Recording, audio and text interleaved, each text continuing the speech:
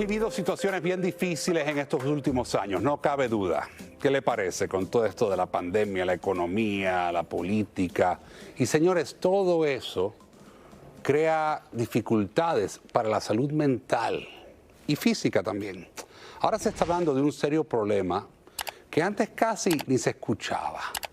Se trata del tema la languidez. ¿Han escuchado de eso? ¿Se le hace familiar esa palabra? Pues hay muchas personas que no saben de qué se trata y, señores, es un asunto relacionado con tu salud mental, la salud mental de todos nosotros. Para hablarnos claro de esto, hemos invitado a la doctora, la psicóloga clínica Cristina Balinotti. Bienvenida, doctora, ¿cómo está?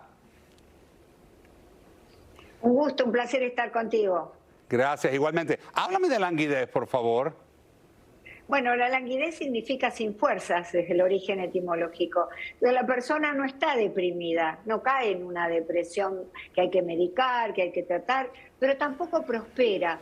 Vale decir, no tiene esa sensación de progreso a ningún nivel. Si hacemos una metáfora del valle y la montaña, vemos que está en el medio, no está todavía en la gran subida de la montaña hacia la autorrealización, hacia el bienestar, pero tampoco está en el bajón de la depresión. Pero, sin embargo, atención, porque esto puede realmente pronosticar si la persona tiene algún tipo de predisposición, una depresión, o lo que es aún también más común, a pesar de que la depresión lo es el trastorno de estrés postraumático, que de paso también lleva a la depresión, contiene depresión. Doctora, el tema de la falta de motivación en algunas personas, que uno se da cuenta, no me quiero levantar, no quiero hacer las cosas de la vida, no si necesito trabajar, salir a buscar un trabajo, si necesito poder salir a coger un poco de aire, no quiero estar encerrado. ¿Eso es un síntoma? Eso es un síntoma que si la persona tiene predisposición genética o familiares con depresión, puede llegar a realmente desarrollar depresión. Pero también son síntomas, de nuevo, no es psicopatología, no es enfermedad mental, es nada más que un estado de ánimo muy penoso, una especie de vacío existencial que la persona tiene cuando está en un estado de languidez, que se deja estar, pero no hace nada, no ingresa en una enfermedad mental, pero tampoco puede salir adelante. ¿Y cómo se puede superar, doctora? ¿Cómo se comienza a superar esto? Esto hay que superarlo en principio porque tiene que ver, es un síndrome muy cultural, ¿verdad? Entonces tiene que ver con fortalecer los vínculos familiares, fortalecer los vínculos con Dios, porque estamos en una época de poca creencia, y fortalecer los vínculos con la comunidad. Un concepto importante es fluir, que es un concepto filosófico importante. ¿Qué quiere decir? Bueno, me voy a poner a hacer proyectos en donde me voy sintiendo bien conmigo mismo, proyectos personales, pero yo aconsejo siempre proyectos con la comunidad. Eso nos hace sentir muy bien y además nos da una dosis de químicos de la felicidad que despiertan nuestro cerebro. Aparte, yo veo algo, doctora. Hay una... y está marcada, ¿no?, la diferencia antes de la pandemia al presente. Una cantidad de gente que ha decidido dejar el voluntariado, dejar las actividades comunitarias. Vivimos con el miedo de que si nos van a contagiar con esto, con lo otro, la viruela, esto, lo otro. Entonces, ¿qué pasa? Que yo creo que hay mucha gente que se ha encerrado en sí misma. Y no es solamente una cuestión diría yo, de falta de actividad, falta de propósito en la vida. No, que como que han dejado aquellas cosas que les daban sentido. Yo le voy a dar un ejemplo.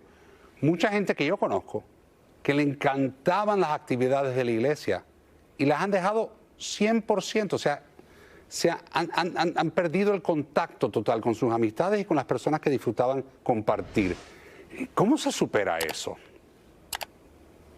Claro, lo que pasa es que es una época que nos lleva a transformar toda nuestra psicología.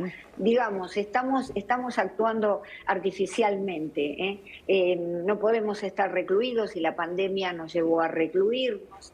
No podemos estar en contacto solamente con nuestro aspecto material, porque tenemos un aspecto espiritual y eso hay que acentuarlo. Entonces estamos como hambrientos y no nos damos cuenta de muchas cosas existenciales que hacen que la persona florezca, porque en realidad sentirse bien es un florecimiento, ¿verdad? Y esto viene a ser una especie de decaimiento, en donde la cultura nos va llevando, porque además no podemos expresar las emociones, hay un vacío existencial, hay falta de propósito, como tú indicabas, mucha apatía, es lo que yo llamo el síndrome de Merceau, que era un personaje que no le importaba nada, sin empatía, apático, sin emociones. Estamos entrando en eso y eso es lamentable. Ya las cosas no nos sorprenden como antes. Hemos perdido la sorpresa, el decir, uy, bueno, mirá, pasó esto. Estamos acostumbrados, por ejemplo, a los tiroteos, a la violencia, y nos parece natural. Estamos en un estado de apatía que sin duda nos lleva al estado de languidez. A eso le añadimos la incertidumbre de la existencia humana, ¿no? Que si la guerra, que si la inflación y los problemas económicos, también el tema político. Hay gente que está adicta al tema político. Yo veo personas que me da una pena, personas de la tercera edad incluso, personas mayores que se pasan el día entero viendo noticiero tras noticiero y todo es como que el tema obsesivo de la política y me da pena porque sé que eso no les hace feliz. No, sin duda, altera mucho el área de las emociones en nuestro cerebro, sin duda. Y además nos intoxica porque, bueno, la vida tiene cosas malas y tenemos que aceptarlas, pero eso no quiere decir que vamos a vivir transformándonos en receptoras de cosas negativas constantemente.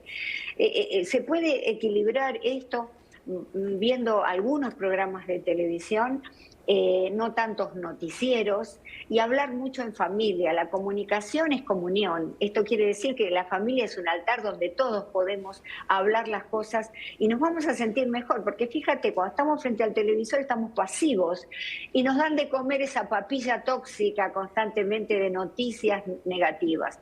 En cambio, nos podemos alimentar, como te decía, en el altar de la familia a través del diálogo. Liberamos todo eso malo que nos pasó a nivel social o personal y nos sentimos mucho mejor. Hay que recuperar eso. Lo que pasa es que es una época que no lo permite. Lo creo, y también me preocupa muchísimo de que la gente no sabe a veces cómo es que está programado el tema de la televisión, especialmente el tema de las noticias, ¿no? Nunca te van a dar un noticiero ni de media hora, ni de una hora, con las cosas lindas que están pasando en el mundo. Casi siempre es lo peor de todo lo que está pasando y te lo ponen así, noticia tras noticia tras noticia, y después, yo creo que después de un tiempo el corazón se siente como que agobiado por tanta cosa negativa. Entonces uno tiene que programarse uno mismo, ¿no? ¿Qué es lo que voy a ver y cuánto de este contenido negativo voy a consumir yo? Claro, tenemos que tener cuidado con otro concepto, que es la longevidad emocional. Nos ponemos longevos emocionalmente y entonces ya no vibramos como antes con las cosas buenas de la vida.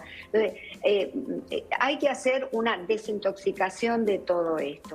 Y sobre todo también de la atención dispersa de los celulares. Esto nos hace mal, nos hace mal. ¿Por qué? Porque nos propone el procesamiento paralelo, ¿qué es esto? El multitasking, tengo que hacer todo al mismo tiempo. Y nuestro cerebro, pobrecito, está acostumbrado a hacer las cosas una a la vez, como pasaba antes con nuestros abuelos, con nuestros padres. Entonces, estamos transformando nuestro cerebro y con ello vamos a transformar nuestra conducta y nuestro estilo de vida para mal, lamentablemente. Gracias, doctora. Gracias por sus buenos consejos, como siempre.